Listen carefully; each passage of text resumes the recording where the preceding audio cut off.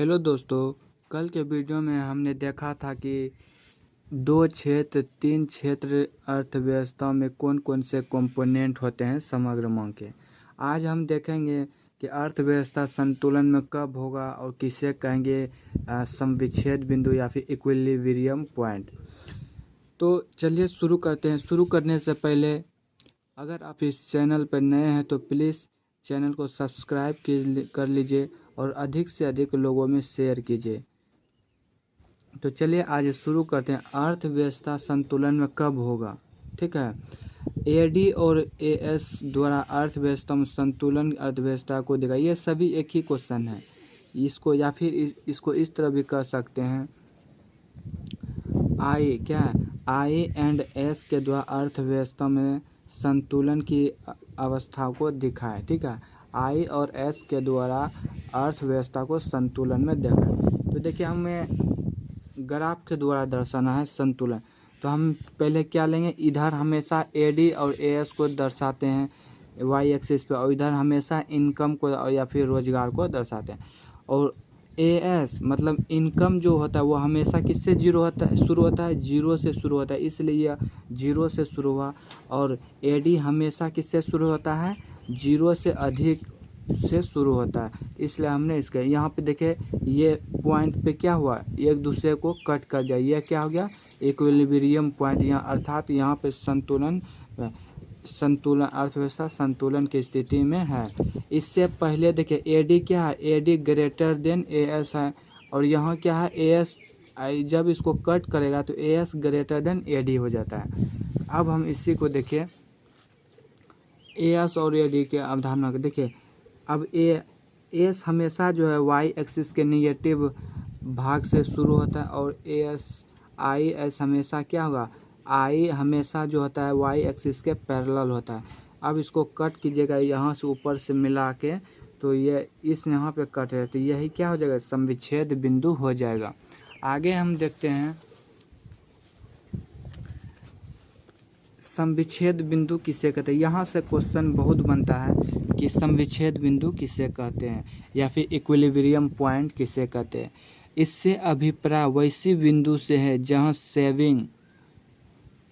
Saving या बचत शून्य हो जाता है, उसे क्या कहेंगे, समविच्छेद बिंदु। जैसे कि ये वाई एक्सिस हो गया, तो यहाँ क्या होगा, इनकम यहाँ जीरो हो जाएगा, और उपभोग क्या होगा, उपभोग जितना भी इनकम है उसका उपभोग हो जाता है, और यह बचत जीरो हो जाता है। इसी को हम क्या कहते हैं, समविच्छेद बिंदु कहते हैं। उपभोग वक्र से बचत वक्र मतलब कंजम्पशन कर्व से सेविंग कर्व को हमको बनाना है। तो ये देखिए कैसे बनता है। ये वाई एक्सिस, इधर हमेशा वाई एक्सिस होगा, इधर हमेशा एक्स एक्सिस होगा, ठीक है।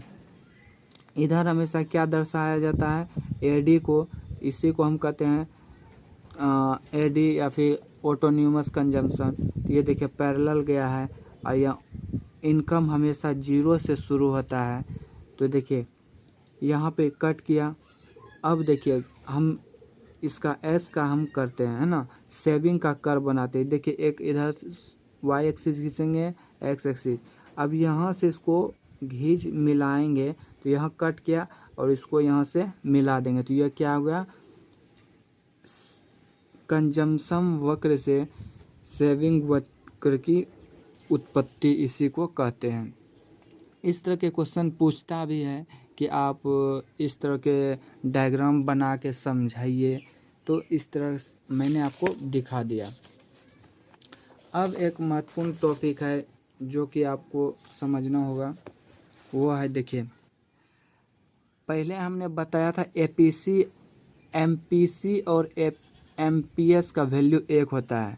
अब यहाँ हम देखें एपीसी और एपीएस का वैल्यू एक होता है। कैसे, तो चलिए देखते हैं।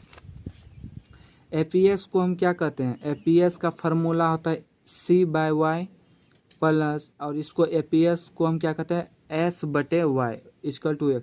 ये दोनों को जोड़ेंगे तो एक ही होगा, ठीक है। इसका मतलब हो गया C/Y का, इससे अभिप्राय आय का वह हिस्सा जिसका उपभोग किया गया, और इसका मतलब गया आय का वह हिस्सा जिसे बचा लिया गया है। एपीएस को इंग्लिश में कहते हैं एवरेज प्रोपेंसिटी टू कंज्यूम, ठीक है, औसत उपभोग की प्रवृत्ति। और एपीएस को कहते हैं एवरेज प्रोपेंसिटी टू सेविंग, ठीक है।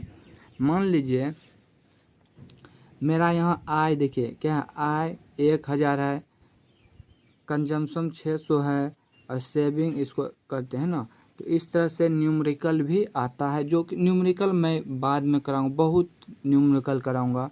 पहले हम लोग थ्योरी को कंप्लीट करेंगे तब फिर न्यूमेरिकल पे आएंगे, और सभी चैप्टर का न्यूमेरिकल हम बारी बारी से करेंगे। इसलिए आप लोग धैर्य के साथ पढ़ाई कीजिए और इसे अपने नोट्स कॉपी में बनाइए। आज के लिए बस इतना ही, कल के वीडियो में हम आगे देखेंगे।